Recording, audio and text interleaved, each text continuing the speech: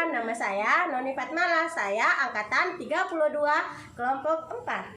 Hai, perkenalkan saya Novita Sari Putri, angkatan 32 kelompok 4. Hai, saya Nur Hidayati Ika Permatasari. Saya angkatan 32 kelompok 4. Hai, nama saya Nurdiana Daris. Saya angkatan 32 kelompok 4. Hai, perkenalkan, nama saya Nur Aini dari angkatan 32 kelompok 4. Assalamualaikum warahmatullahi wabarakatuh. Selamat pagi. Kami dari angkatan 32 kelompok 4 akan mencoba membuat mind mapping analisis isu kontemporer. Sebelum kita membahas lebih jauh mengenai analisis isu kontemporer, kita perlu mengetahui tentang pengertian dari isu kontemporer itu sendiri. Pengertian isu adalah suatu hal yang terjadi atau sebuah fenomena yang biasanya berkonotasi negatif atau yang bermasalah.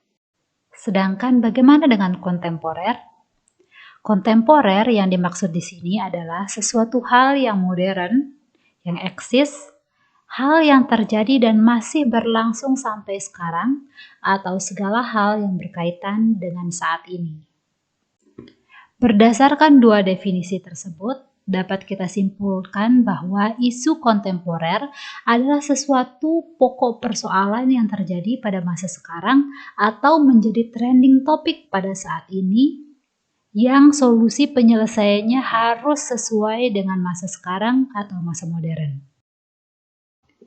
Setelah mengetahui pengertian dari isu kontemporer, selanjutnya kita akan membahas mengenai isu-isu kontemporer yang ada di Indonesia saat ini.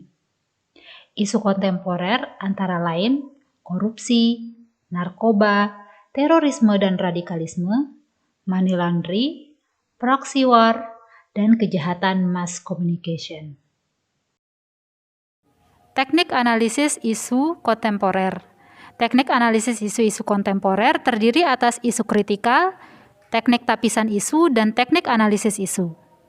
Berdasarkan tingkat urgensinya, isu kritikal dibagi menjadi 3 kelompok. Current issue atau isu yang memerlukan penanganan sesegera mungkin. Emerging issue merupakan isu yang perlahan-lahan masuk dan menyebar di ruang publik.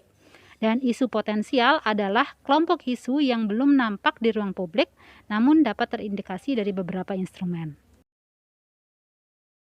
Sedangkan teknik tapisan isu dibagi atas 2 bagian, yakni AKPK dan USG. AKPK terdiri dari aktual, kelayakan, problematik, dan kelayakan, sedangkan USG terdiri dari urgensi, seriousness, dan growth. Alat bantu teknik analisis isu terdiri dari mind mapping atau cara mencatat yang mengakomodir cara kerja otak secara natural. Fishbone diagram mirip dengan mind mapping, tapi lebih menekankan pada hubungan sebab akibat, dan analisis SWOT adalah suatu metode analisis yang digunakan untuk menentukan dan mengevaluasi, mengklarifikasi, dan memvalidasi perencanaan yang telah disusun sesuai dengan tujuan yang ingin dicapai. Berikut kami sampaikan salah satu contoh isu kontemporer yang terjadi dalam kehidupan sehari-hari. Assalamualaikum warahmatullahi wabarakatuh. Perkenalkan, saya sebagai moderator dari kelompok 4 angkatan 32. Di sini saya akan membahas mengenai isu kontemporer yang sedang terjadi di Indonesia. Isu yang kita angkat adalah COVID-19. Bu Ika, menurut Anda, bagaimana pendapat Anda tentang masalah atau isu-isu yang terjadi terkait dengan topik yang kita bahas saat ini, yaitu COVID-19? Dari hasil diskusi dalam materi latsar tadi, sudah banyak teman-teman kita yang mengangkat tentang COVID-19 ini.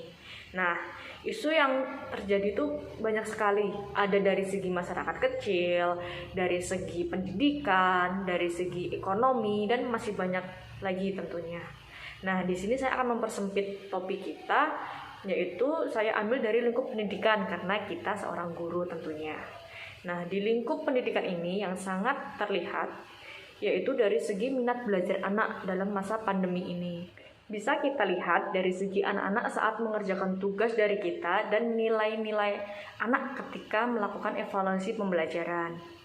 Nah, dengan menggunakan analisis USG, tentunya isu ini sangat urgent. Dengan adanya sistem PJJ selama pandemi ini, anak-anak menemui permasalahan, tetapi mungkin saja mereka malu untuk bertanya atau mengungkapkan kesulitannya.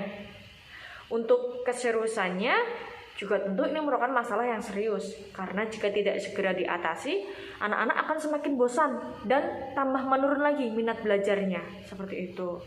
Dari segi growth-nya, tentu juga ini jika tidak segera diselesaikan, maka akan merebak bertambah luas dampaknya.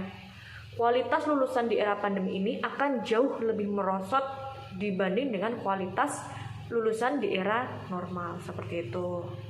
Oke Bu Ika, menurut Bu Ika kira-kira solusi apa saja yang bisa ditawarkan untuk menyikapi masalah atau isu tersebut? Nah, solusi yang sekiranya memungkinkan yaitu mungkin guru bisa membuat video pembelajaran yang lebih interaktif, lebih inovatif dalam penyampaian materi serta pemberian tugas kepada peserta didik. Jangan hanya guru memberikan tugas anak-anak untuk membaca lalu mengerjakan. Jangan seperti itu. Itu akan membuat minat anak untuk belajar menurun karena anak-anak bosan jika seperti itu terus. Nah, guru bisa memanfaatkan banyak aplikasi untuk membuat pembelajaran lebih inovatif atau lebih kreatif, lebih inovatif juga seperti itu. Bisa menggunakan Google Classroom, ada Zoom, ada Google Meet, ada Quizzes untuk latihan soal-soal, ada Kahoot juga, dan masih banyak aplikasi-aplikasi lainnya.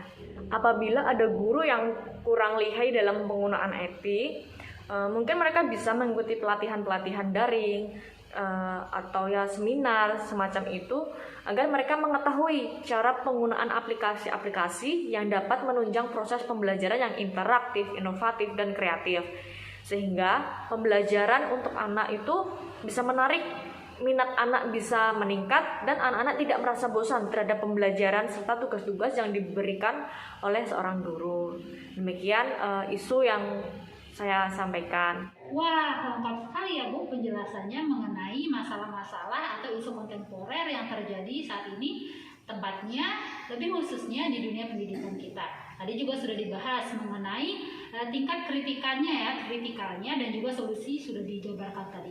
Wah, terima kasih Bu ya atas penjelasannya. Sama-sama. Terima kasih. Assalamualaikum warahmatullahi wabarakatuh.